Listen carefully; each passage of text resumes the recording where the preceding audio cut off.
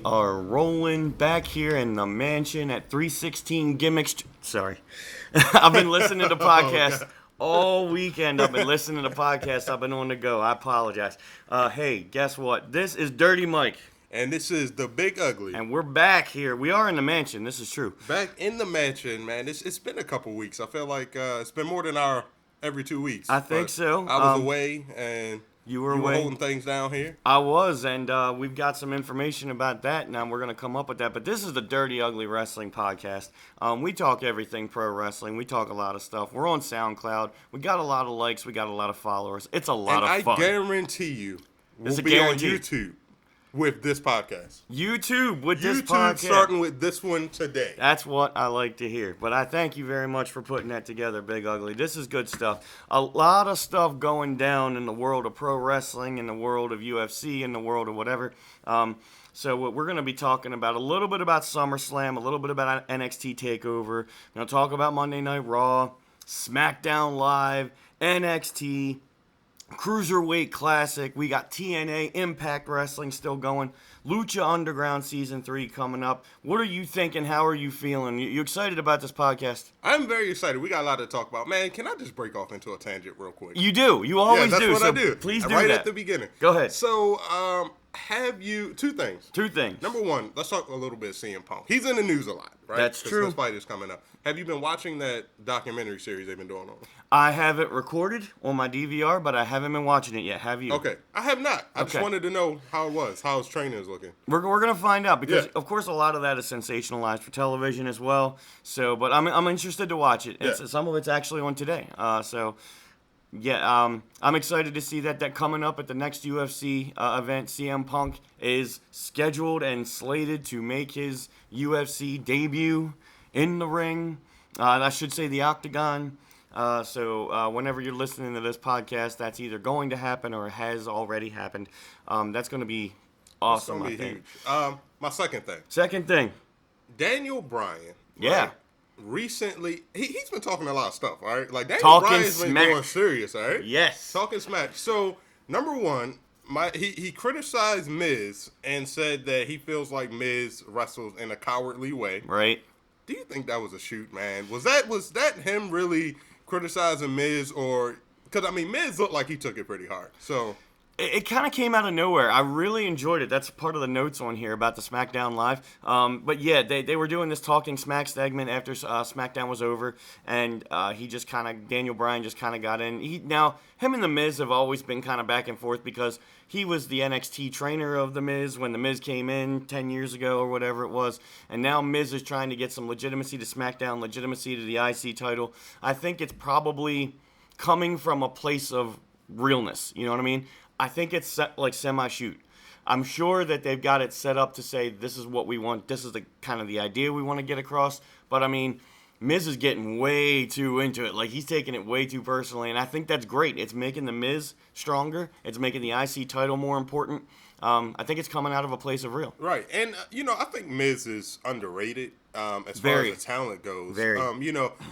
Maybe he's not. What the Miz reminds me of? He reminds me of The Rock. He's somebody that. Great on the mic, very entertaining. Probably not going to put on the most fantastic match that you'll see on the card, but it's still going to be entertaining enough. Right. And I wish they would. They need to utilize him more, but I think that he's going to show himself approved, so to speak, pretty soon. Second thing here. Yes. Right. This is it. We're getting to the show. Okay. So.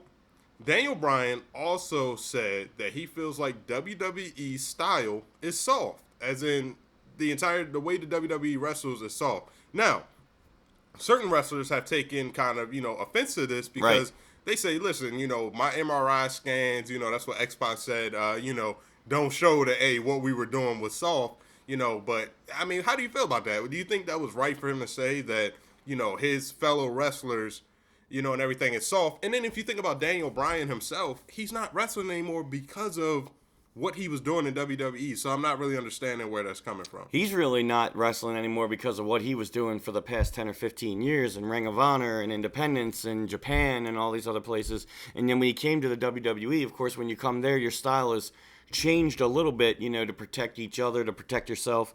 And we still get a lot of injuries, and most of the injuries happen on things that are routine. So talk about a soft style. I don't know what Daniel Bryan's trying to accomplish by this. I don't know if he's trying to get people riled up. I don't know if he's trying to get heat, because Daniel Bryan's a face. No matter what role he's in, he's supposed to be a face. If you got 16, 17,000 people chanting yes, yes, yes, throwing their hands up in the air, even when he's a general manager or commissioner or whatever he is, I think you need that. So I don't know if he's coming from a place of just trying to stir up the boys, but so far as a soft style, Seth Rollins talked about this on the Jericho podcast too. They're going 260, 270 days out of the year plus more.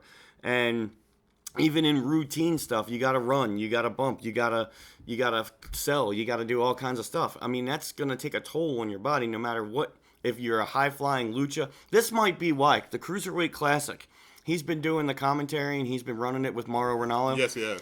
So when you're watching that style, all high-flying, all fast-paced, all big strike, big bump, all that, then you watch the Raw and SmackDown, it's a little bit more tame as far as the actual physical product, but it's got to be. It's got to be a separation between that physical product. So that might be what it is. He might be trying to get the cruiserweights over more. He might be trying to push the cruiserweights, that style, or the style that he was accustomed to in Ring of Honor. Right. You know what I mean? So, but how do I feel about it? I feel like this is a really exciting time for wrestling. I think we're getting back to that time where there's a lot of different products. Even if it's all WWE, it's a lot of different products, a lot of different times to watch, a lot of different ways to watch. I'm excited. I love it. I mean, I think that the tension that he's just creating by these little remarks that he's making is great, because even if, it was semi-shoot with The Miz, it still brought out something great in The Miz. You know what I mean? In the era where kayfabe is dead, I think audiences and fans like to kind of see that passion come back into it. You know what I'm saying? That makes you think like, ooh, this is a little real. You know what I mean? Mm-hmm. So I think it's great, man. I gotta say one more thing. Yeah. I'm gonna pull a Vince Russo on you, bro. Bro, tell me. So, all right, Seth Rollins, right? You brought him up, so I have to ask. Okay. Is he a danger in the ring, man? No. Absolutely not. And listen to Jericho's podcast with him, because I was thinking about this at the same time when I was listening to this. Seth Rollins, recently, he was in a situation where John Cena's nose got broken off of his face, basically. And he's going to have follow-up surgery on that. Now, that was just... And he'll even admit, and John Cena will even admit, he is not the most graceful person in the ring. And Seth Rollins is extremely athletic and graceful. Nothing against John Cena, but John Cena's a little bit clumsy.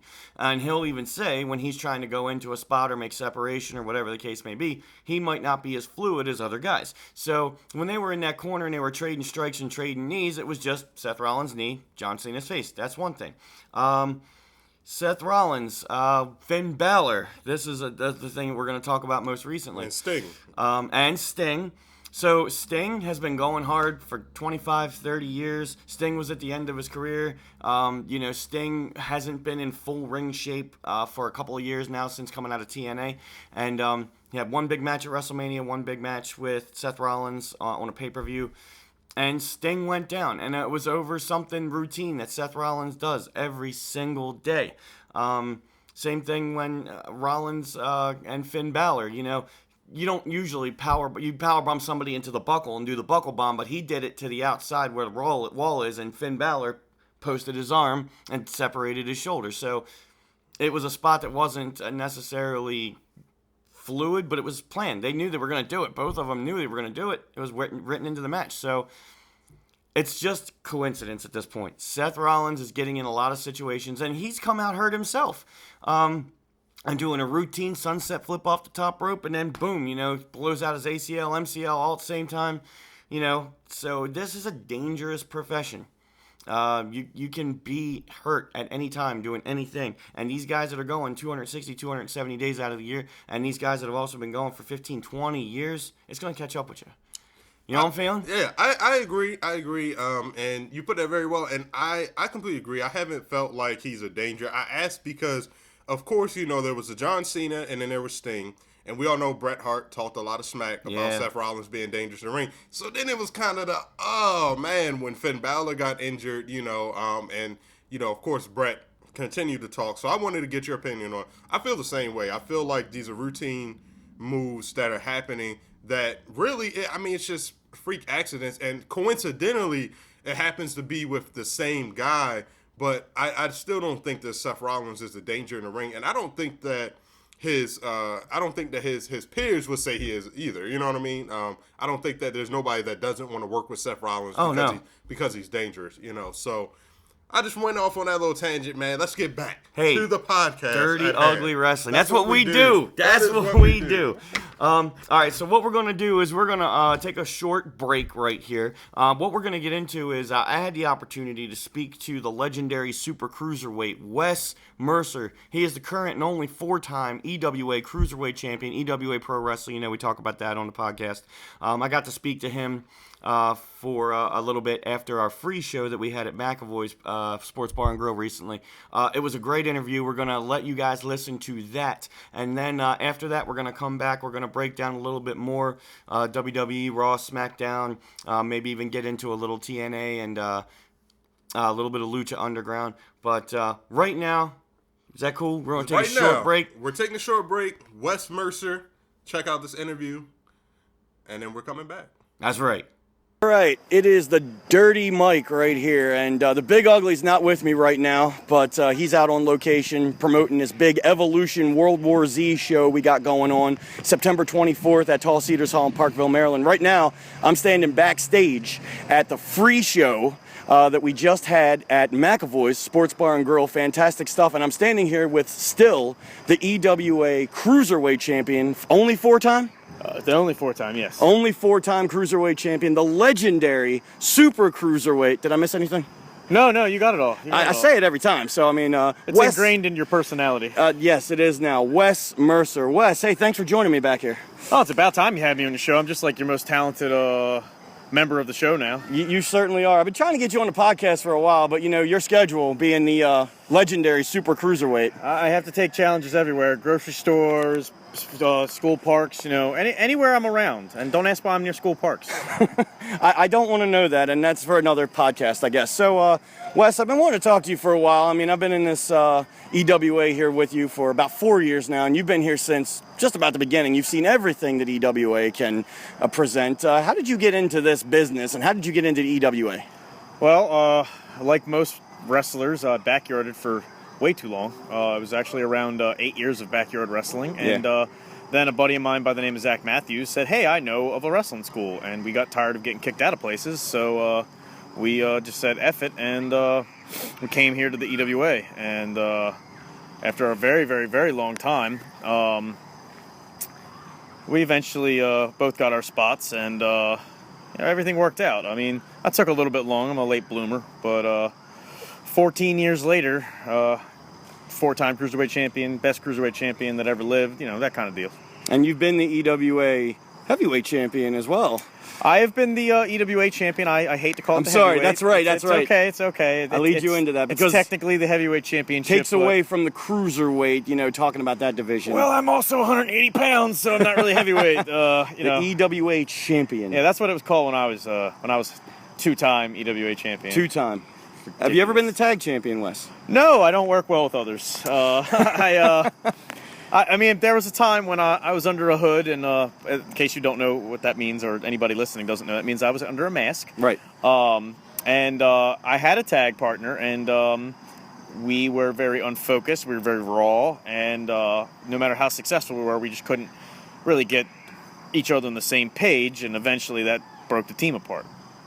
For the Dirty Ugly Wrestling Podcast, and this is for the Big Ugly who's not here, we want to talk about what was it like to take your first bump. And we're talking about you getting into the business. So, the first time you learned the ropes, as it were, and the first time you took a bump. Tell me what that was like. Honestly, because I backyarded for 8 years, it really wasn't that bad. We were bumping in, sand lots that were empty and, grass lots. So, bumping in a ring was actually kind of good. Now, were you doing what you needed to do as far as, not actually trained by a trainer, but you watch enough pro wrestling on television, I'm sure. And we were definitely a very tame backyard. We weren't beating each other with light tubes. I think that only happened. Oh no, okay. I was going to ask you. Yeah, that's crap. That's like garbage wrestling. Yeah, we never did anything like that. So it was very. We were basically an awful version of TV stuff. Like, we didn't know anything. We thought we did. But regardless, my first bump actually was pleasant. Pleasant. It actually took me longer to learn how to run the ropes than anything. That is tough. I've been in there. I've refereed matches with you before, so I've gone through all of that, and that is tough.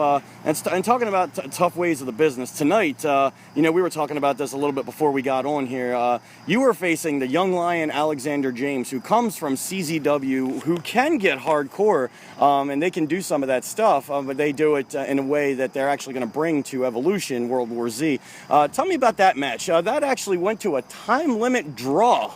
Yeah. I mean, Alexander James is a tough opponent. He's a piece of crap, but he's a tough opponent. I wrestled him back in 2005, and he broke my nose, and because of the Maryland Athletic Commission, I had to vacate the ring. I mean, could I have finished the match? Absolutely. I don't know if we can curse here. That's all right. We would bleep it out if that's the case. Oh, good. Then I'll just curse and you can bleep me. That's awesome. I love that.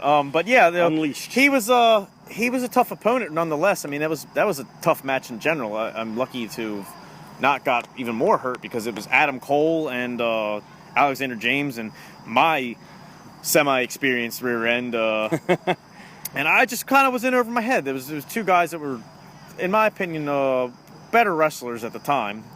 Okay. I mean, if you look at Adam Cole now, he's Ring of Honor champion for second or third time? Right. I don't know. The guy's super successful. Absolutely. And then you got started in EWA. Yes, he did. But then you have what did you call him? The young lion. The young lion, Alexander James. Little Simba. The king of catch. The prince of pro wressling. Everything that he put me on the card to get. I wouldn't call him any of those things. I'd call him Little Simba, and he hits hard. Sure does. I know for a fact because my ear is a little numb at the moment, but that's what I get for slapping a guy who hits hard. But That's right. At the end of the day, he took me to the limit, but he couldn't beat me. The time limit, as it were, and you are still the EWA Cruiserweight Champion. So, do you see a rematch with Alexander James in your future? Only if he earns it. I don't give out rematches here. You don't become 4-time legendary super cruiserweight champion and just give rematches. Like, nah, he can F off with that nonsense. F off. I got no business wrestling him again unless he earns it.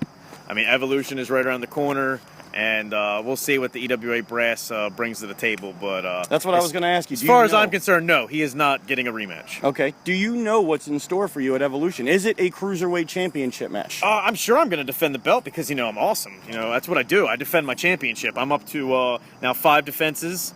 I'm counting this as a win because I still retain my championship, so I am 5 defenses strong. This is not going to stop. The EWA has brought in people from now out of state to wrestle me because its homegrown talent cannot hang with the 4-time champion. I don't call myself Legendary Super Cruiserweight for nothing. It's not just a gimmick. It's who I am.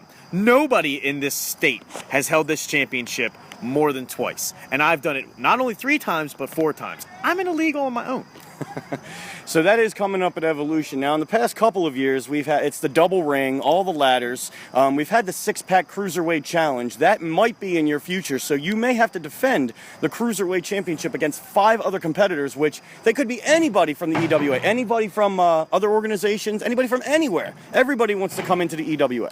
That's true, and to be fair, while I am, in my opinion, king of ladder matches, because I've actually won the Cruiserweight Championship 3 times in ladder matches. This is true. 3 of the 4 times was ladder matches. Absolutely. I've won Evolution 2 years in a row. I've won 2 ladder matches in one night. So ladder matches are something I do well. However, to be fair, and you won't hear this out of my mouth very often, I've never went into a ladder match champion.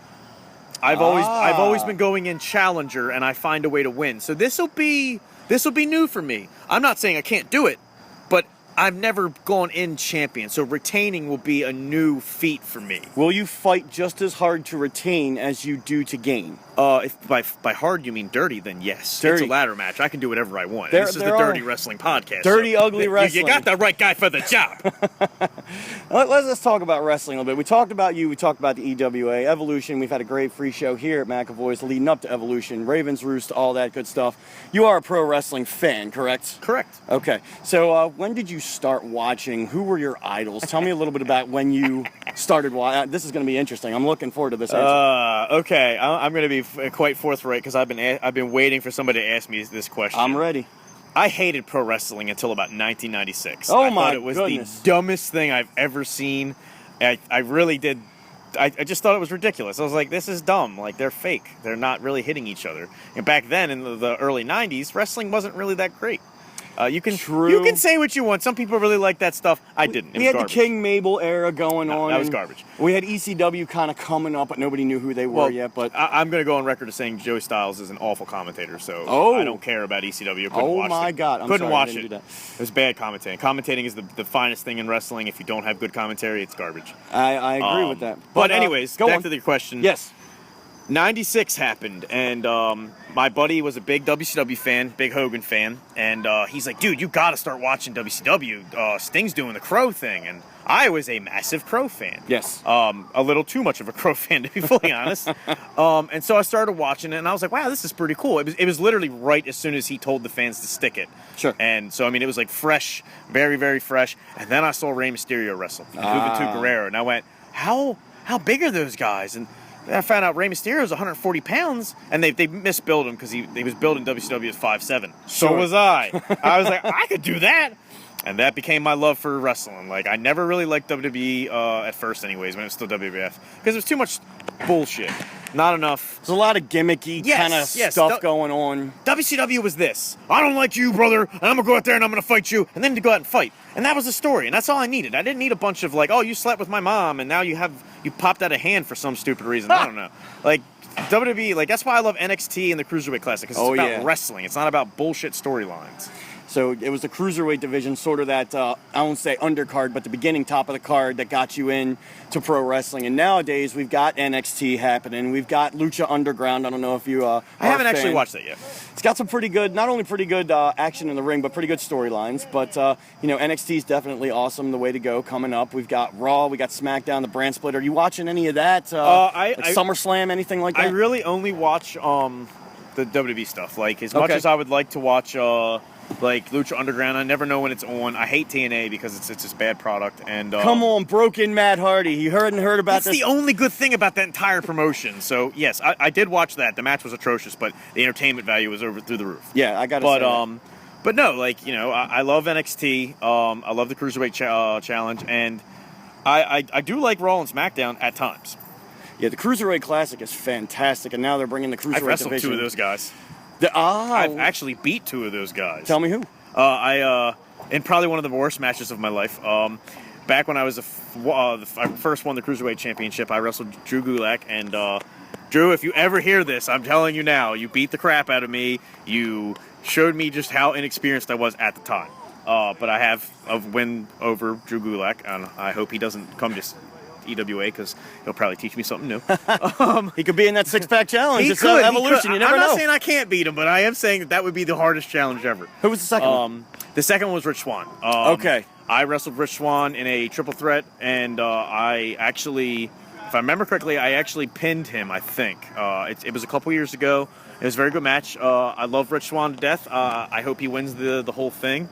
He's my pick. And Rich, if you're listening to this, please come back to EWA so I can beat you again. So one you don't want to come in and one you want to come in. It's not that I don't want Drew Gulak to come back. It's just he did serve me one of the worst beatings of my life. So, so you would prefer... Maybe not want to relive that. Hopefully I'm a good enough wrestler now that... What am I saying? Of course I'm a good enough wrestler now. So, next question. That next question. Well, let's talk about the future, Wes. We got Evolution coming up. I know there's a couple of different things. Rage in the Cage, All Steel Cage show. We got 2017 coming up. What's next for Wes Mercer? Do you hold the Cruiserweight Championship forever, retire with it, and move to Florida or something? I don't know. Well, I'm definitely not going to move to Florida because I don't like hurricanes. Yeah, we got one coming on the East Coast for this I'm just gonna Dirty shoot, Ugly Wrestling. I'm going to shoot right here, and I truly believe this. I truly mean this, but anybody who lives in an area where you get natural disasters on a regular basis, you're a fucking moron, and you deserve what you get. It's every year. Every year you get these things, so you're dumb. So no, I'm never going to move to Florida. F Florida. Too many hurricanes. F Florida. But what's next? What's next for Wes Mercer? That's right. Wes Mercer is going to continue to get better. Wes Mercer is going to continue to defend his championship. Most people... They define their championships by how many days they've held it. And I don't even know how many days I'm up to. I know that Rage in the Cage will be 1 year. Right. So you're probably around 260, something 270 like that. days. But I judge mine by defenses. Okay. I'm up to, like I said, I believe 5 defenses. 5 defenses strong. Strong. And I would love to double digit that bad boy. I have to be fair, to be humble for just a moment. Wes Mercer. I have goals. The longest reigning cruiserweight champion in EWA history was Adam Cole. Right. He held it for 2 years. Drew Gulak held it for a year. Okay. Sean Cannon held it for a year and some change, and I want to say that Trent Farrell also held it for a year and maybe some change. A little over a year. So I have. If I want to be better than these guys, which I am better than some of these guys. I don't want to bash anybody who's not here anymore because they can't defend themselves, but I am better than some of these guys, and I'm going to prove it by continuing to be Cruiserweight Champion and continuing to win. My goal is to be the longest reigning 4-time Cruiserweight Champion. That is my goal. And we look forward to seeing that at EWA Pro Wrestling, EWAMaryland.com, EWA Pro Wrestling on Facebook, EWA Maryland Instagram. How can people find you, Wes? Or do you want people to find you or follow you? I have a Facebook account. It is the legendary Super Cruiserweight Wes Mercer. It is a like That page. wasn't too long for the title for Facebook? It originally was the Lone Wolf back in the day when I cared less about that, but no, it was not too long. It was not too long. Okay. I wanted it to be something else, but apparently it was taken. Ah. F it. But yeah, that you can find me. It's a like page, so like it. If you find my actual Facebook, I will not accept your friend request. I will tell you to go fuck yourself, and that's the end of that. I have an Instagram account that is partial wrestling related, and you can follow that because I can't stop you. You can talk all the smack in the world too. I'm one of the best smack talkers in this company. You certainly are. And if you want to test me, please. But that's Revenge City Archer, Revenge _City _Archer. I do some extracurricular stuff with props and costumes, so you want to try to talk smack about that, go for it. I was going to ask you about that. Your life outside of professional wrestling. You're a little bit of a cosplayer, so I understand. Not a little bit. Or actually a whole lot of a cosplayer. I like making props. I like making costumes. I like dressing up. I'm going to Baltimore Comic-Con tomorrow. Comic-Con. I'm like the Xavier Woods of EWA. Like, he's a big nerd, so am I. But, I can be a big nerd all day. Guess what? I'm still awesome. I still can go in the ring and outstrike anybody. I can go in the ring and spear anybody, put them down on the mat 1, 2, 3. So does the cosplay world and the pro wrestling world, do they parallel? Do they intersect anywhere? It's funny because they're very similar. If you really think about it, like at the end of the day, this is entertainment. I mean, we're all athletes. If you're not an athlete, you can't survive. But True. We're all about theatricality. Like being a cosplayer means costume play. Right. So anybody wants to be educated. Which probably not, because Hey, Dirty Ugly Wrestling listeners, I don't know if they're educated or not, but I appreciate them hitting the play button on SoundCloud, by the way, SoundCloud. But yeah, so it's one of those things where like it's very similar because you're embracing another character. For example, tomorrow, if anybody wants to come find me, I will be dressed as a Red Lantern Darth Maul, and I've made all of the armor. I've made most of the suit, so it's all good. And so and then I'm gonna have fun. Gotcha. I'm gonna have fun on Sunday, and I'm gonna be Ernest P. Worrell from the Ernest movies. I can't so wait. excited about that. I saw that on one of your able to be followed Instagram, and I marked out for that big time. And I like having a good cannot time. Wait to see that. I love all the movies. What's your favorite Ernest movie? Well, I just recently watched Ernest Scared Stupid because it's the only thing on HBO Go, and it was hilarious. Okay. I'm 34 years old, and I still laughed hysterically at so much of it. I need to get, like... the only 3 I've actually seen, which I probably saw like a million times, was Scared Stupid, Right. Goes to Jail, and Goes to Camp. Camp was the first one I ever seen. Me too. It's got a lot of poop humor, and I really love poop humor. Like, I Poop laugh humor. at it forever. I don't care. But I'd have to say probably Camp is my favorite. I haven't seen it in a while, but I think Camp's my favorite. That's awesome. Well, what do you have? We are going to wrap up this podcast backstage here at the free show at EWA Pro Wrestling, the Ravens Roost Road to Evolution. What do you have to say to the Dirty Ugly podcast listeners, Wes Mercer? Oh, well, obviously come out to Evolution and see me overcome obstacles and defend my championship in a ladder match and prove that I'm the king of ladder matches as well as the king of casket matches. I'm undefeated in those. But most definitely come out and see what happens. I mean, I don't really care what happens between EWA and CZW and what's that other group called? The new guys. Supremacy. Yeah, I don't care about them. They won't be the first faction to come through. They're not going to be the last. So. I was going to ask where you stood in the big Supremacy EWA. I don't stand in it. They can do whatever they want. They can invite CZW. They can fight CZW. They can fight EWA. Guess what? Those 4 guys, or 5 now, it's hard to keep track because they multiply like rats. It's like gremlins. Yeah. I mean, they're as effective as one, too. But they're going to come and go. They're not going to interfere with my title reign. Jones has already tried and failed. I beat him in like 5 minutes, so he can go away. If he wants to challenge me, maybe he can wrestle somebody like Alexander James. If those two can have a match, whoever wins between those two, maybe I'll give him another shot. But I beat them both. I don't need to wrestle them anymore. So I'm concerned with my championship. I'm not concerned with Supremacy, CCW, EWA, Cruiserweight Championship. On my shoulder. That's what I'm concerned with. Wes Mercer is about Wes Mercer. Thank you for joining us on the Dirty Ugly Wrestling Podcast. Thank you for finally having somebody on your podcast of merit. And if you ever want to, I will tag you in it. And if you want to share it, feel free to let your Wes Mercer followers. Can I have one final thought? You can have one final thought. I heard Apollo a couple weeks ago, maybe a month ago, say that his favorite opponent was Jim Christian. That's a bunch of bullharky, malarkey, whatever it is. I'm one of his best opponents. How dare you? Well, thank you very much. I do appreciate it. Wes Mercer, Dirty Ugly Wrestling, EWA Pro Wrestling. We're out of here. Maybe it's just something that you can only see in the night. Dirty Ugly Wrestling is back. Yeah, back. You just listened to the interview with Super Cruiserweight Wes. Legendary Super Cruiserweight. Legendary, excuse me. Make sure to get that in there. Legendary Super Cruiserweight. And I hope you enjoyed that. And please like and share and follow Wes where he said you can follow him. And then if you try to follow him in other places, he's probably going to tell you to F off like he did. There was a little bit of vulgarity in that, but this is the Dirty Ugly Wrestling And podcast. it gets dirty and ugly. That's right. But it was a great interview, and we're going to have more EWA Pro Wrestling interviews coming up down the road. So let's get back into this pro wrestling thing. Dude, can I just ask a question? Are you going to go off on a tangent again? All right, just one little question. That's all right. man. What's up, man? Just one question. What's up? So, the Dudley Boys, Yes. recently they left the WWE. They parted ways. They did. I mean, do you think that they should have got a better send-off than that? Like, should they have done, let them have the ring, let people realize that this was the end for the Dudley Boys, or do you think they went out? I think they went out the way that they should have went out, honestly. I mean, they got the ring for 5-6 minutes live mic, kind of main event spot on the show.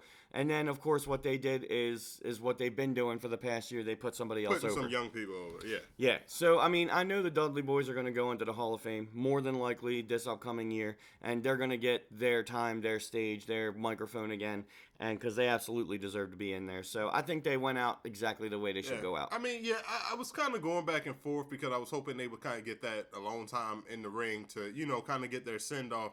But we definitely know they're going into the Hall of Fame. I think they were a great nostalgia act coming back, especially in the beginning. Everybody loved them. I don't know if what they did really helped get the young guys over that much as far as the new teams. I think that's debatable. They did put people over, that's no doubt. Mm-hmm. But did it really get them over? Not really sure. But might have been more behind the scenes, because they have a wealth of knowledge in the business. So probably more in the planning and the booking and the backstage stuff. Of course, the execution in the ring, they got the fundamentals. It's going to happen. So, do they make a major impact in on-television storylines? No, not anymore. But do they help the new guys? Do they help the younger guys? Do they get in there and take the lumps and take the bumps for the guys? I think they do. I think they did what they needed to do. Whether they won the titles again, I don't think it was about that. I think it was about helping the new guys along in ways that we probably didn't even see. So I was cool with it. Absolutely. I was cool with it. So All right, man. I'm gonna let you move on. Go ahead. It's all right, Go bro. ahead. No more tangents. I'm sure we're gonna come up with tangents because that's what we do when we talk, and you guys love it. And please comment, please send emails, please let us know what you're thinking, what you're feeling, and if you have a tangent that you'd like us to go off on, or like a tangent that you'd like to speak of, please SoundCloud, YouTube now, which is awesome. Facebook, that's right, Dirty Ugly Wrestling on Facebook. So we're a couple weeks removed from SummerSlam and NXT TakeOver Brooklyn. Two very good events. Of course, they had the Barclays Center rocking Saturday, Sunday, Monday night, 3 straight shows, sold out every night. Awesome. The big things that I remember about NXT, Bobby Roode got his big, glorious entrance, and of course, the song's been out on iTunes for a couple weeks, so everybody's singing it. Beautiful. Also, Austin Aries is trying to get a little bit of a push. This is what we were talking about before, like kind of when those NXT guys come up, who's going to take the reins? Austin Aries, Bobby Roode, Ember Moon they introduced for the ladies. Asuka is still kicking tail. Asuka and Bayley, fantastic match. The tag teams, my God. The Revival against Gargano and Ciampa. My God, that is like one of the best matches I've ever seen. Bro, can I make a confession to you, Mike? Go for it. Confess. Yeah, that was my Testify. Vince Russo. Was that good? Yes, that was a good Russo. I did not actually see NXT TakeOver yet. It's bad, but I did not see it. I saw You're a busy SummerSlam. man. Yeah, I have not seen TakeOver yet, but I did hear that this tag team match was off the chain, though. Off the chain, classic tag team wrestling, the spots, the timing, the psychology, the action. It's just, I mean, this is a match that if you love pro wrestling, if you love tag team wrestling, if you're trying to get in to the business at all, watch this match. I mean, it's just phenomenal. Asuka had a great showing over Bayley, and then, of course, Bayley, 2 nights later on Monday Night Raw, came up to the main roster, so excellent for Bayley. Very happy for her. Can she maintain her level of popularity up here on the main roster? So far, the initial pop has been good. She needs to modify a few things to take care of the bigger crowd rather than, the couple thousand crowd. But, of course, she held her own in the Barclays Center with 16,000 people last year when she won the title and 16,000 people this year when she lost to Asuka. So I think she can do it. The wacky, waveable, inflatable arm tube bands are all out. She's got the bands. So, I mean, the armbands, the headbands. I mean, there's a lot of merch that can be put behind her. They're going to put the machine behind her. She's going to stay the same. They can't change her. Got to be that, that underdog girl next door has got to fight up from underneath. Right. When she gets in there with Charlotte and all these other people, it's going to be great. I think she's going to be fine. Shinsuke is now the NXT champion. Shinsuke Nakamura. Hey, this guy is a powerhouse, man. And I honestly was concerned, and I think, we've talked about this before because of, the way Japanese wrestlers have been used in the past. But, I mean, they are turning him into a top guy, like taking care of this guy. I hope that he will get this same level of treatment when he gets to the main roster. Because if he does, it's going to be huge, man. And I think he could step up anytime he wants. But I think, and then we've talked about this before, I think NXT's got to maintain, they got to have some top guys down there. And they got to have some top guys to face top guys. So Shinsuke is going to stay down there for a while. Samoa Joe went out on injury. And Samoa Joe is going to be coming back. I'm sure he's going to get his rematch against Shinsuke. And then hopefully Joe will come up because we need some more meat for Brock Lesnar. But we'll get to that. I think, as long as they treat these people as well as they do on the main roster as they do in NXT. Shinsuke had, a professional violinist come out and actually play his beginning of his entrance music down to the ring. That's what I heard. It was dark. It was awesome, man. I mean, and the crowd got into it. The crowd is now singing his entire theme song. It's fantastic. I love it. So Shinsuke is the NXT champion. SummerSlam the next night. Long. They had about a 2-hour pre-show. A little too long, man. A little 4.5 hour main show. And this was like we were talking about for WrestleMania. Just too much. Yeah, I think that WWE needs to kind of scale it back on the amount of content. It's like you already have the WWE Network. Right. So the amount of wrestling content you have access to is so vast that when it comes to your live products, you don't need to give so much. there's no, WrestleMania is like, if you're going to make a long program, let that be the one-off. But, I mean, don't just make this a habit with your big four programs. You know what I mean? Just because it's SummerSlam, it's got to be almost equivalent to WrestleMania time. Like, it's too much. And there can be too much wrestling. But I think for somebody like a Vince McMahon, who I don't think he recognizes entertainment outside of wrestling. You know what I mean? It's like, he thinks that, wrestling fans probably the end-all, be-all is wrestling. And wrestling fans love wrestling, but they have other stuff to do as well, and they like other stuff, and right. You don't want too much of it because too much of anything will start to get old to you. Absolutely true. I agree with that. Too much can be a hindrance in some instance, and then maybe the way they're thinking about it is because so we got this whole thing on the network. We don't have to worry about pay-per-view providers. You can go back and watch it on the network on demand if you don't watch it the first time. But what I'm thinking about is that crowd that's in the Barclays Center or wherever they're at. So the crowd in the Barclays Center, they were there. Most of them were there for 3 hours the night before watching NXT.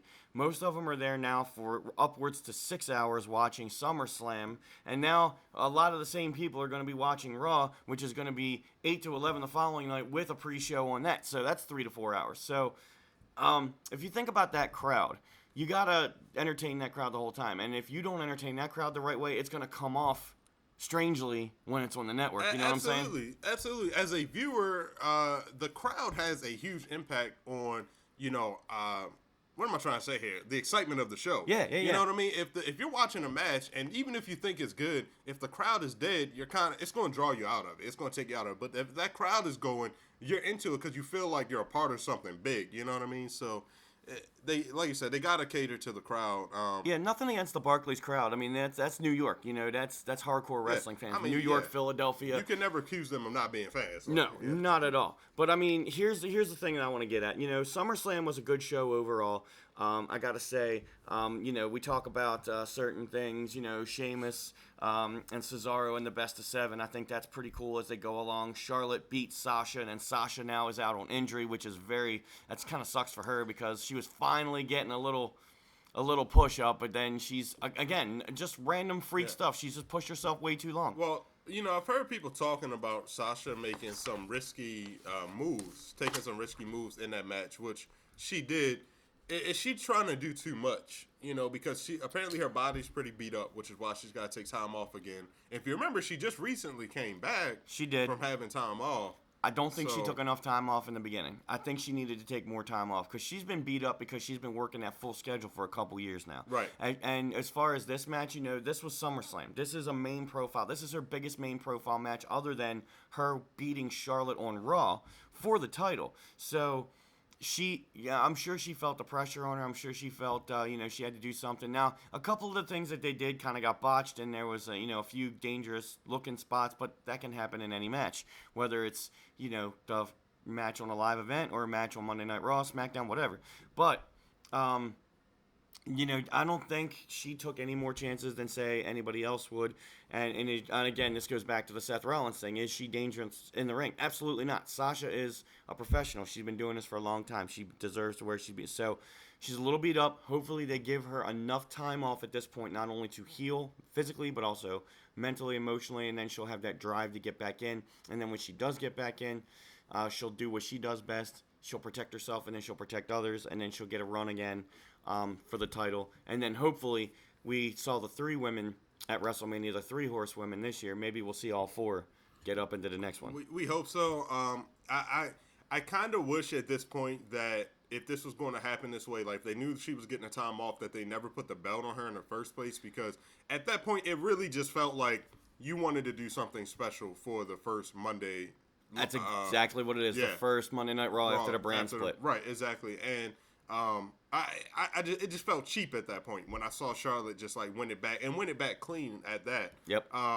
So yeah, but I mean, moving on. And she's gonna have it for a while. She's Yeah. gonna call it a fluke, and when Sasha comes back, they'll have some area to play. Right. Let's see. John Cena, AJ Styles. Did you see this match? I did see this match, and you have on the notes here best match, and I underlined it because it was definitely the best match of the night. And I think that because of this match, the crowd was finished after this. Absolutely. It was over. Like they were so into this match that And remember, they've been there for about 3-4 hours at this point, and they watched this match, and they got this roller coaster ride, and they got these decent matches heading up to that, and then they got Cena and AJ, but they still got 4 matches after that. But Cena and AJ blew the roof off that. Just say what you want about John Cena. Everybody says what they want about John Cena. That man has superpowers. It's been said on other podcasts. That man can work. That man can sell. That man can make somebody else look like $1 million. And then AJ just solidified his spot as a top guy. Cena can now take a little time off, go do some TV, go do some other stuff, and he'll come back, and then I'm sure he'll be able to get in there, main event with somebody else. And let me tell you, it's a big deal that AJ went over clean on John Cena. That's you know huge. what I mean? That's huge. Not many people get to go over clean. That's a huge rub for AJ to say, like you said, he is a top guy. I'm looking forward to what he's doing because I love AJ. I think he's great. Me too. I'm a huge AJ Styles fan, and he's got nowhere to go but up. And he's been running and pushing hard for so long. I'm hoping he does not go down to injury or something like that. And to be his age and work the way that he does after all these years is just amazing. It is. How he's kept his body in shape for that. So. Here's what I want to see. I know they're on different shows right now, but I want to see AJ and Seth Rollins. I also want to see Shinsuke come up and take on AJ because those two have had matches in New Japan. Oh my God. Like I could watch them all day long. Yeah, I can't wait. So we talked about the crowd coming out of it after Cena and AJ. And that's a little bit of a shame because Ambrose and Ziggler, the build-up was great. The match was what it was. I mean, both guys worked hard. They did a good job, but the match was kind of quiet. The match didn't really get over too much. Yeah. My thing about this is I feel like the attempt to build up this match was great. Like, the way they made it happen. I feel like people still weren't ready, or I know at least me, I was not ready to accept Ziggler as a viable opponent for Ambrose, considering he had been jobbing for people over the past year, and then all of a sudden he's in a spot to take on the WWE champion. To me, it wasn't realistic. I never thought for a moment he was actually going to win the title. So, and then the build up that they try to play, which was cool, was that kind of like Ziggler doesn't win in big moments. You know what I mean? Like he can't pull it out in the end. And at the end of the match, he didn't pull it out at the end. You know what I mean? And it was just like, so it was just the stamp of what Ambrose had been saying on Ziggler. And I just didn't understand why Ziggler would kind of get that treatment. Maybe this is the beginning in the upcoming of Ziggler. Maybe if they actually keep him in the light, keep him going on this train, same thing, fighting up from underneath, underdog, never wins. If they keep going with him and he doesn't get injured and he doesn't go out, maybe this will work 6-9 months down the road. Perhaps, if that's the plan. If that's the plan, I think it would be great. My other issue with this match is the spot on the card. The WWE Championship match should not be in the middle of the card, man. Dude, it was like fourth to the end. It was ridiculous. I'm talking, here's your title. So we have a new title match later on for the Universal title, right? Which, I mean, what are you trying to say? Is that belt now more important than the actual WWE Championship? Not in my opinion. I don't think so. This is like a secondary title. This title would be like the, what was it before when they had the two titles? It was the World Heavyweight Championship and then the WWE Championship. Right, exactly. So I didn't like that it was in the middle of the card, especially taking second seat to like a Randy Orton and Brock Lesnar main event, which is like which we found out why the reasoning later, but we'll get to that. Okay, yeah. So I mean, that was my other thing, was where it was in card. But like I agree. Said, the match was what it was. The crowd was completely out of it because it had to follow John Cena and AJ, which it couldn't. No, nothing could follow that. It couldn't. So I mean, were they? It was a bad spot. It was kind of a bad spot. You figure like Undertaker, Brock Lesnar. There was a 12. This was WrestleMania 30. There was a 12 Diva Battle Royal or tag match after that. I mean, they got crucified because the crowd was so taken out of it. And even Daniel Bryan won the WWE and World Heavyweight Championship later on that night, and the crowd was still. I mean, they popped at the end, but the crowd was still kind of taken out of that match. Right. But I mean, that's the risk you run. I mean, because you can't put Cena AJ. I mean, you can put Cena AJ main event, but it doesn't make sense because they've built up other matches to go. And then you put your title matches. You got, Ambrose and Ziggler. Then you got Finn and Seth, which of course was a good match. Finn got hurt somewhere during the beginning. He went through the match. He finished the match. He won the Universal title for the first time, and then immediately he's got to have it stripped off of him because he can't wrestle for 6 to 9 months. Right. And again, the crowd was out of that one too because of, earlier on. Yeah. What I really couldn't wait to see was Finn do his entrance because, we all love the Demon entrance. So And that was cool. That was absolutely great. I was into this match because I knew that they were going to put on a great show. They did. You got to give it up to Finn. He popped his shoulder out, popped that joint back in, and finished the match. He sure did. You know what I mean? And they still had like another good 10 minutes on that joint. You know what I mean? He kept working. And you couldn't even really tell that he was injured. I mean, he was selling a little bit, but he was trying not to sell it. You know what I'm saying? Because Right. he was already hurt. But yeah, that I got to give it to him. Great match. Yeah. Loved it, but again, the crowd a little bit out of it. Now, Crowd a little bit out of it. The title itself. Before I get into what the actual title looks like, because it looks horrible. Okay, how did they get to the red, man? Like I don't Red for understand Raw. it. Oh, Red yeah. for Raw, because and we'll see it because we're gonna put up a graphic, which I think I sent you already with all the new Yeah. title belts. They got now the SmackDown titles are blue, except for the WWE World Heavyweight Championship. If they turn that thing blue, that'll be Oh, terrible. that'd be horrible. But the Universal title is the exact replica of the WWE World Heavyweight Championship, except it says Universal on it and Yeah, it's red. It's red. And then the tag team titles, which they now have on SmackDown Live, For the is women? no, they have tag team titles for the men, and they also have a women's title. Right. And they're both exact replicas of the tag team and women's championship, but they're blue. So now it's great for the marketing and merchandising department because they can put out the same shell. All they got to do is change the colors, and they're going to sell thousands and thousands of replicas. Yeah. That's going to be fine. But yeah, a lot of people had a problem with that Universal title because It's horrible. there's no imagination into it. It's Yeah. the same thing. It's the same thing, but red. So both shows now have their, women's, their tag, their world. One show has the IC, one show has the US. So they've exactly split it down the middle. Right. And you have one company doing one thing and the other company doing the same exact thing, getting there in different ways. So I do want to segue on this real quick. Talking about Finn Balor and Finn. having to strip the title off him immediately. If anybody ever listened to Freddie Prinze Jr. on a podcast, one of the things, because he used to work for WWE, one of the things he talks about is why Vince favors big guys as champions over small guys. And one of the things Freddie says is that small guys they don't last as long as big guys. And he talks about somebody like a John Cena who can go so long without being injured, but it doesn't work the way for small guys. And I was like, this is the exact example of like what Freddie was talking about, in the sense that we've had this happen before, like with Daniel Bryan. Mm-hmm. He wins. It's this big moment where the crowd gets what they want. He wins the title. And then, a month later, he's out and he has to strip. It's not a good look. Same thing with Finn. Here's the introduction to this new belt. And they're putting it on Finn. They're about to put the rocket boosters on him, send him to the top. He's going to be the man of Raw.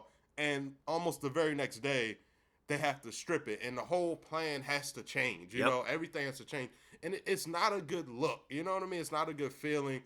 Because, especially from a fan standpoint, it's like you're looking forward to what just got set up. Right. And now...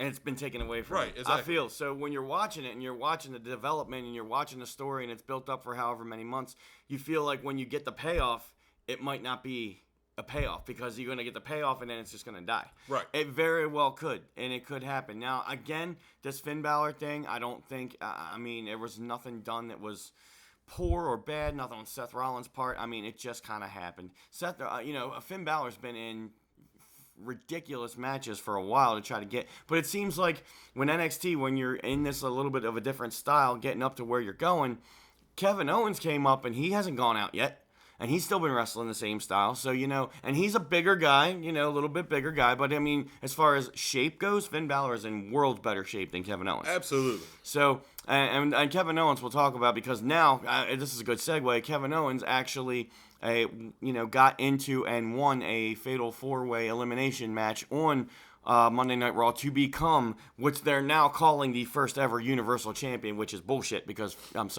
Finn won it. Right. But they're trying to deny it, so when Finn comes back, he'll have a box to stand on, something to fight on. And I get that. So, and just to harp on that for a moment, so Kevin wins the belt. Triple H makes his return. Right. What's Triple H's... does he have a dog in this fight? I'm very confused because the Authority angle is over. Right.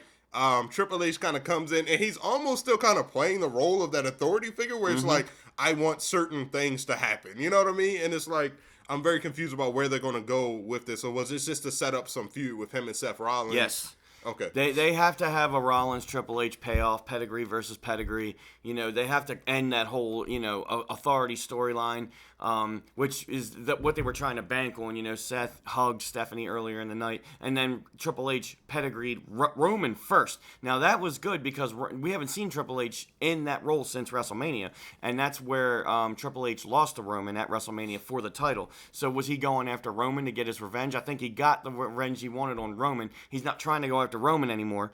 Now he wants to, like you said, strategically place his pieces. This is who he wants to be the champion. He doesn't want it to be Roman. He doesn't want it to be Rollins. Big Cass was already out of the match. By the way, Big Cass being in that match was phenomenal for him. He held his own.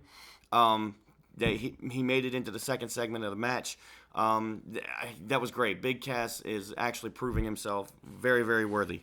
So he is. My question is it a good idea for them to start kind of putting him out there, separating him from Enzo so soon? Like, I feel like these guys kind of just came up and they're already like trying to put him in these singles matches. Like, it's like, are you going to give them a chance to just continue to build as a tag team before you start trying to separate them a bit? I think they will, but I think they got a lot of tag teams, enough tag teams on both shows. But I think it works, and this is something I wanted to mention to you. It works to have them come out to the music hits, that's a pop. Enzo does his talking on the mic, that's a pop. Now, we saw Enzo get hurt not too long ago just by taking a bad spill. So are they protecting Enzo a little bit? That's possible. He's got the fundamentals, but in the ring, Enzo is not going to get that overtime to shine. It's going to be, he's going to take all the heat, and Big Cass is going to get the hot tag, and Big Cass is going to come and finish it off. So, and Big Cass, little bits on the mic is okay, not a lot. Oh, no. So let Enzo talk for him. This is what we talked about, like for Brock Lesnar, having Paul Heyman as a microphone guy, and getting somebody out there for Roman to possibly be a microphone guy. I think it can work. They need to balance it, though. They need to keep him in the tag teams a little bit, but they also need to put Big Cass out there with Enzo in his corner. Not as a manager, per se, but, he's the heater. You know what I'm saying? Right. Absolutely. Absolutely. Bro, speaking of Bro. Paul Heyman, can I tell you something? So, I just want to tangent real quick. Tangent. Warning. All right. Alberto Del Rio suspended for 30 days. Right. Now, Alberto Del Rio supposedly not coming back to WWE after suspension is over. Yep. My rumors have it is that they actually had plans to put Alberto with Heyman. Mm-hmm. What do you think about that? Do you think that would have worked out for Del Rio? Because, now, putting Heyman doesn't mean that you're golden. No. But it can turn some heads. You might...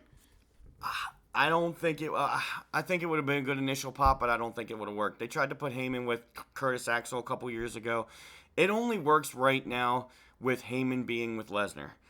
It worked with Punk because, Lesnar was out for a little while. And then he came back and he had Punk and Lesnar. That's fine. But Punk can hold his own on the microphone, right. So that was kind of a balance. And because of that relationship, I think that Punk legitimately has with Heyman, it worked well. Yeah. Yeah. But I think Punk, I think Lesnar and Heyman, I think Heyman only can work with Lesnar right now. I don't think there's anybody else that legitimately can be have Paul Heyman as an advocate right now. Alberto Del Rio being part of the mid-card, he's a fantastic wrestler, great worker, love it. But you realize at the same time, it's funny that Paige got busted for the wellness policy at the exact same time, and those two are doing the hibbity-dibbity right now. Yeah, and here's the other thing on Rumor Street that I read up on was that apparently they didn't get busted for the same drug. No. But apparently the office actually was harassing Paige about breaking up and ending her relationship with Del Rio. Yep. To the point where supposedly, she could have been facing getting fired if, she didn't try and end this relationship. I don't know if they have ended the relationship. I don't know where they are on that. But I'm just very confused as to why they would want them to do that. And apparently that's part of the reason that they split them up with the brands, which they were pretty pissed about. And I just didn't understand why, because I'm like, man, it's not like Del Rio's a top guy, so why would they be so concerned with who they're dating, if they're dating each other? I just didn't get it. But I don't think both of them had enough pull with the office individually. Alberto's had his dealings before. Paige has just come up. She's 22, 23 years old, so she's a baby in the business. and Alberto is like 40 something. Yeah, So, he's definitely an older guy. You know, they're both at different points in their careers. Now, you know, you got Nikki Bella and John Cena. They're both right at the same point in their career, both kind of doing the same thing. You got Daniel Bryan and Brie Bella, who's kind of now at the same point in their career. So these people that have these backstage romances, Dean Ambrose and Renee Young, you know, they're still at the same path of their career. I think, and they all got the same pull. They're in the same, you know, part of the office, and they're all in the same part of the in kind of the WWE machine. I think Del Rio and Paige, since Paige had a lot more years left in her, and she still does, Del Rio could have been an in and out kind of thing. So they didn't want to see, well, Del Rio's got to go. Paige gonna leave with him. I think that's what their fear was. Ah, okay. Well, You see what I'm saying? Yeah, that makes sense. And sure enough, Del Rio apparently is gone. You know, I'm not truly understanding what Del Rio expected. Personally, here's my thing. I don't think that Del Rio's shortcomings are all on WWE. I think that they have tried to put him out there. Yeah. Honestly, I just think that the audience just doesn't take to his character. Maybe, you know, he needs to revamp who he is as a character. He's a great in-ring performer, but as we know, that can't carry you all the way. Exactly. So, you know, he's got to work on it. Just being that, I don't know, I represent Mexico and, you know, stuff like, I mean, you just got to put something more to it. He's got to get back to the rich Yeah. aristocrat where he felt like he was better than everybody else outside of the ring. You got to put, you know, Rodriguez, whatever his name was, the ring announcer, Roberto. Yeah. That was awesome when they did that. And then Del Rio doesn't need to talk at all. And then just be that rich, better than everybody else snob. Yeah. And then that'll, you know, hit not only the nostalgic part of people, but it'll connect. It'll connect, right? If they want to do right. it. And I mean, that's kind of what got him to be actual superstar in the first place. So, I'm pretty sure he's going to go back to like a lucha or something like Probably. that, which he'll find success. I mean, those guys are going to love him. Lucha, Indies, you know, he'll get money, he'll get success, he'll be fine. And I hope Paige comes around. I think she's a great character for the WWE. I think she's in a great spot with this Divas Revolution. I don't think she's gotten the push that she has been gotten in the past yet, but I think she could be a great player. So hopefully she comes up. They're going to bring her back. And the other thing about Paige is that she's pretty much the star of Total Divas, you know, and I mean. They want Total Divas to stick around on that E programming. You know, it gives them a lot of mainstream attention. You know, having that reality show, and Paige is one of the big draws. You know, so. And now it's called Total Bellas, and now they got you know, Nikki and Brie are the figureheads, they're the faces, but I think they still have those other women in it. So I thought that Total Bellas was a separate show. Like they were doing another season of Total Divas, and then Total Bellas would be a whole separate show with just the Bella Twins. Is it that way? That's what I was thinking when I was reading it. That's what I think it is. It might be. They're getting their own show now. There's two separate shows on the E Network. I think possibly. so. Yeah. We'll have to see about that. I might have to check because this is a new TV season, and we got to check that. Yeah, out. we're gonna have to. Yeah, we'll have to look it up. But let's get back to the Summerslam. Let's get back into the semi-main event, which was Roman Reigns and Rusev.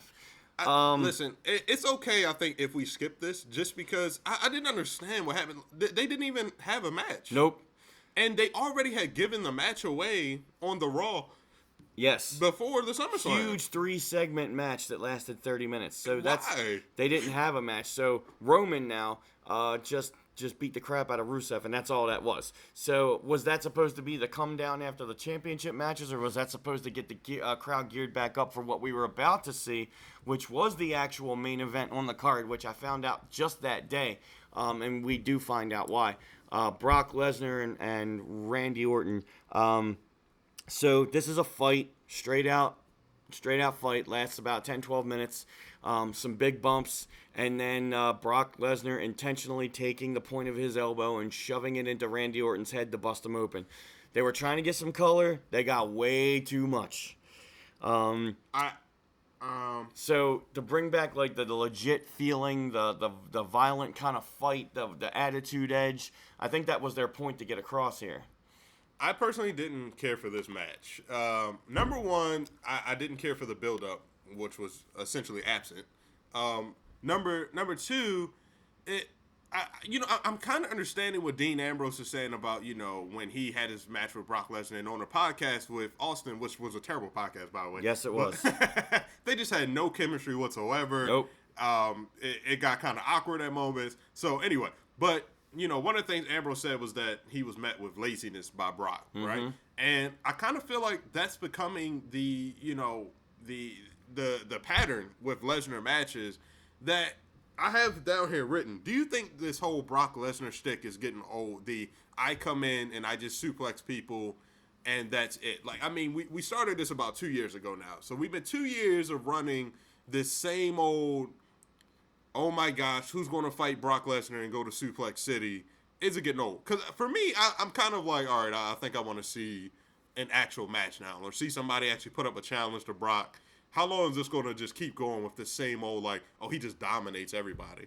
I agree with you. It's going to get old. But then in between this Suplex City and all that, Brock actually puts on a good match here and there. For example, Brock Undertaker. Not WrestleMania, but Brock Undertaker Hell in a Cell. That was good, yeah. See, Brock, it wasn't just Suplex City, and Taker can hold his own, went to the limit. And this is what we were talking about Samoa Joe earlier. There's not a lot of viable opponents in WWE because WWE doesn't have this monster style anymore. WWE is catering to more of the middleweights, cruiserweights, the slower style. So you can't put somebody in there like that against Lesnar. He's just going to get killed. So Randy Orton, I get the marquee value. I get the build-up that they tried to do. And I understand why they had to end it the way they did because they had to put some shock value in there. Will there be a rematch between Randy Orton and Lesnar? Maybe. Will there now be a match between Shane McMahon and Lesnar? I hope not. Because I understand why they did Shane and Taker at WrestleMania, and Shane can take a bunch of bumps, but there is no legitimate, absolute way in any kind of contest that Shane McMahon's even going to hold a candle. Maybe he'll take a big bump and F5 off of the ceiling or something. I don't know, but I don't want to see that. What I do want to see is them bring up these legitimate competitors. I want to see Kevin Owens going against Brock Lesnar. I want to see Samoa Joe going against Brock Lesnar. These bigger framed guys that can actually physically hold up a fight and that they can actually give Lesnar some work to do. Yeah, I completely agree. I don't want to see Shane. It didn't even make me bat an eye when Shane took the F5. It was just like, okay, like it didn't make me think like, oh my gosh, Brock Lesnar just F5 Shane McMahon. It's like, okay. You heard the crowd calling for Goldberg? What did you think? Did you think Goldberg was going to come out, man? Not right there. Okay. I don't think he was there that night. But, I mean, with the whole setup with this video game and the whole, they're giving little bits and pieces away that if it did happen, it could be hinted at happening. Goldberg, not as big physically as he used to be, but he's still a big dominating presence, and I would love to see that too. Could he hold a candle in the ring against Lesnar? Probably not at this point. But he is in, Goldberg is in shape. He's training. He does kickboxing, Muay Thai, all that kind of stuff. He still hits independence every now and again. So to see the marquee value of that matchup, I wouldn't mind that at all. Now, the last time that they actually had a match, they stunk the joint up. What makes you think this would be any different? Why do we want to see this, especially considering Goldberg's age now? That's exactly why we would want to see it, because of what happened at WrestleMania 20. So to redeem themselves. Redeem themselves. Okay. So that's where they play it up. Like when we did this, X amount of years ago, nobody got the result that they wanted. And I would love to also see Austin bring in as the special guest referee again for this one, not only because of the marquee value, but he can also save it if the match goes down. Right. But that's what I want to see. I don't want to see them circling each other, trying to lock up for 20 minutes. That's not what this is about. This is about power move against power move against power move. And it's a way for Goldberg to go out.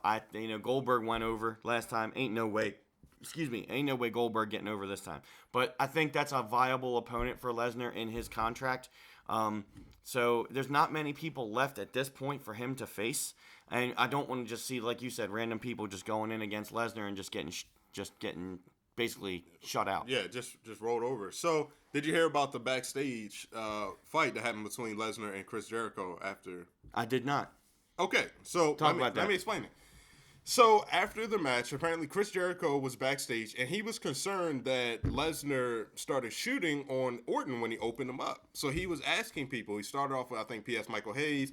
Nobody would answer him and let him know what was going on. Mm-hmm. So match is over, Brock's coming back, and he hears Jericho say, that is BS, right? So Brock assumes that Jericho's talking about the match, like calling the match BS. So Brock tells him, mind his business, whatever. Jericho kind of like gets in his face. apparently, Brock kind of pushes him. Jericho gets back in his face. Brock says some stuff to him. Like, I think he said, like, you're going to either punch me or kiss me, B-I-T-C-H, So Brock was talking smack.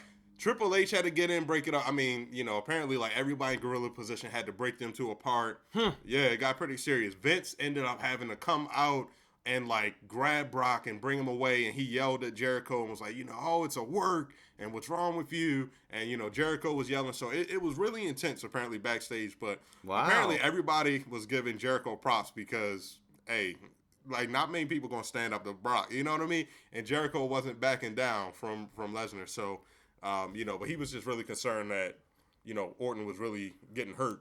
So is that mainstream information? That's out there? Because I must have missed that. Yeah, that's out there. So what if they take, and that's what they're doing in this reality-based era, what if they take that reality and they actually have Chris Jericho come out on a highlight reel or something like that and start shooting on Lesnar? Hey, that would be Wouldn't that be interesting? That would be an interesting segment because a lot of people would already know about this. So for them to have that, hey, that's great. Hey, that's good booking right there. That's good booking. Use the reality. Just sit them all down in a room with Vince and Triple H and talk about the creatives. Like we're going to take this and use this to our advantage. Because they're entertainers. At the end of the day, that's what they both do. Jericho's in decent enough shape to hang with Lesnar for a few minutes. Jericho does not win, of course. But I think that's a good segue into whatever Brock Lesnar does next. Yeah. Dude, so I'm okay with that. You got to tell me. So they decided that, I guess, using blades to get color is a little too barbaric. So they use a professional MMA's elbows to the head. That's the better substitute. That was a little bit more dangerous. I mean, it was a little bit more realistic, but it was a little more dangerous because, of course, Brock's 300 pounds when he throws that point of the elbow. That's what they try to do in MMA and legitimately try to open people up, to hit that top of the head. But I mean, it wasn't just a couple of scrapes that Orton got. He had to get like several staples in his head. And then he came out and, on SmackDown Live the next week and he actually competed. But still, yeah, I don't know. Is that a little safer? I mean, the razor blades, it's a little bit, I don't know. One way or another, getting color is a faux pas. It's forbidden, you know what I'm saying?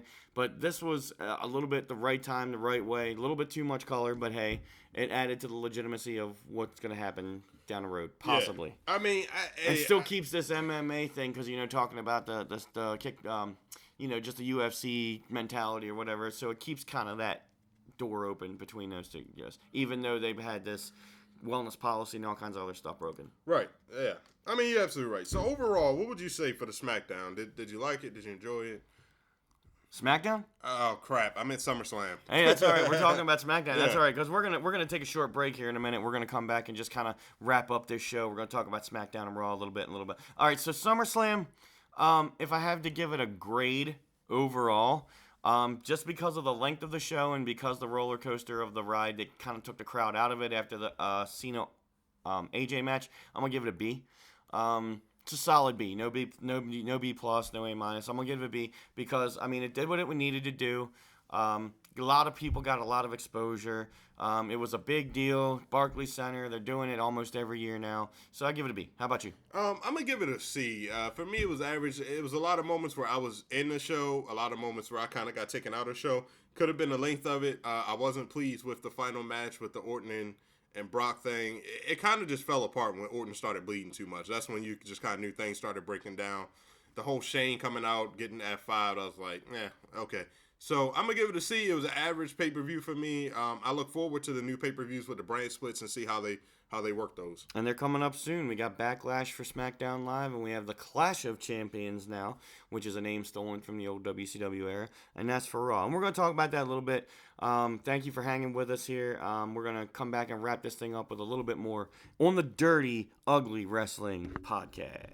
What's going on, peeps? This is Big Ugly from the Dirty Ugly Wrestling Podcast, and we want to thank you guys for listening. We also want to tell you guys to email us at dirtyuglywrestling@gmail.com. Please follow us and like us on SoundCloud, Dirty Ugly Wrestling, and on Facebook, like the page. Please stay tuned for more ways to listen to the Dirty Ugly Wrestling Podcast, and we thank you guys for staying with us. All right, so we're back on the Dirty Ugly Wrestling Podcast, and we're about to wrap this segment up here. That's right, and we're gonna Man, talk. we talked about a lot, man. We sure did, and whether it was tangents or whether we got our notes here, which is cool. This is why I love doing this. You know, we love talking wrestling. We love it when people are out there talking wrestling with us and talking whatever. You know, so we appreciate it. So check us out, like us, comment, email, all that good stuff. So coming up, we were talking about this. Coming up in the near future, we got Backlash for the Smackdown Live. We got the Clash of Champions for Monday Night Raw, which was, again, stolen from the old WCW days. We've got NXT coming up actually live in the Baltimore area at the Aberdeen Proving Grounds Federal Credit Union Arena in October, which is cool. NXT Nice. live event, first time around here, which is nice. And then we've got, Kevin Owens going to be defending the Universal title, coming up against some people. We got AJ Styles going up against Dolph Ziggler for the SmackDown Live Championship. We're going to crown new SmackDown Live Tag Team Champions and new SmackDown Women's Champion coming up at Backlash. That's an awesome concept. I love that they went with the tag team women's champions. I like that. The tag, well, they got the tag and they got the women, but they haven't talked about the tag women. But they're gonna look into that because they have a lot of women on that roster. So Oh, wait, it's not the tag women? no, it's the tag and the women. What was I reading? I thought it was a tag team for women, but That would be it's cool, though. It's a tag championship for men, but Yep. then a separate women's championship. I got it. Okay, I had everything confused. That's all right. Well, right. they got a lot of belts now going back and forth, so that can be confusing.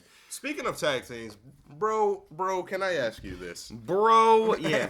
What's up? So, what do you think about the club and them kind of turning them into a comedy gimmick? And we're getting out of here right after this. I just got to know. Honestly, I kind of like it for one or two backstage segments, but it's dragging out too long because they are fantastic workers. They're big dudes. They should be in the ring, dominating presence, tag team. But kind of what happened with the Ascension when they brought them up from NXT. They were this dominating force, and then they give them this gimmick, which was supposed to be like ripping off the Legion of Doom, ripping off Demolition, and it died. So I don't want this to happen to Gallows and Anderson because they're great. It's great that they came over with the package from New Japan.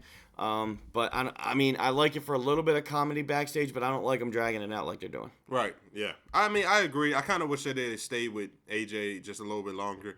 Bro, can I ask you one more thing? Carmella, this is my opinion of her. Number one, either she wasn't ready to come up from NXT, or number two, they should have put her with Big Cass and Enzo to get her over. She does the same gimmick as they do, but she's by herself. Yep. And she wasn't super over yet, and they brought her up, and she's still not super over. And I just didn't understand why they didn't stick her with them on Raw to get her over, man. I don't know if the idea was to bring her up gradually and then do what they're doing with her now, which is actually turning her heel. They have her attacking Nikki Bella, who has come back after her injury, which is pretty cool. So I don't know if this is a way to get Nikki Bella back in or a way to get Carmella over as a heel.